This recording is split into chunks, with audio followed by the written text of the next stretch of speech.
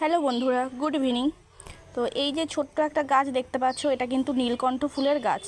তো এই গাছটা কিন্তু আমি বীজ ফেলেছিলাম এর ভেতরে, তো বীজ থেকে কিন্তু হয়েছে এই ছোট্ট চারা গাছটা।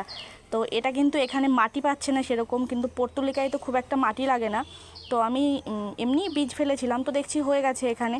তো এখানে কিন্তু বেশি দিন রাখা যাবে না, এর কিন্তু শেকড়টা বেশি ভেতরে কিন্তু মাটির ভেতরে কিন্তু যেতে পারছে না, তো এই কারণে গাছটা তুলে ফেলতে হবে। তা আমি একটা এই কাঁচিটার সাহায্যে কিন্তু গাছটাকে আমি তুলে নেব, যাতে একটু যেন শেকড়টা যাতে মাটি থেকে না আলাদা হয়ে যায়। এই দেখো, ভালোভাবে কিন্তু তুলেও নিয়েছি আমি গাছটা।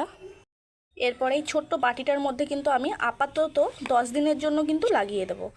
বাটিটা ফুটো করতে পারিনি, তো আমি একটুখানি ফাটিয়ে নিয়েছি যাতে জল বেরিয়ে যায়। ড্রেনেজ সিস্টেম কিন্তু ভালো না থাকলে গাছ কিন্তু কখনোই ভালো হবে না বন্ধুরা। এরপর কিন্তু আমার মাটিটা রেডি করা ছিল, একটু মাটি দিয়ে দিলাম। আমার কিন্তু গাছটা প্রতিস্থাপন করা কমপ্লিট। এবার কিন্তু গাছটায় জল দিয়ে দিতে হবে। এরপর কিন্তু গাছটায় জল দিয়ে দিলাম। আর এটা কিন্তু 2-3 দিনের জন্য একদমই কিন্তু রোদ্রে রাখবো না বন্ধুরা গাছটা। এটা 3 দিনের জন্য আমি কিন্তু ছাওয়াযুক্ত জায়গায় রেখে দেবো, এবং 10 দিন মতন এই বাটিটায় রেখে গাছটা যখন এতটা বড় হবে তারপরে কিন্তু আমি টবে দিয়ে দেবো।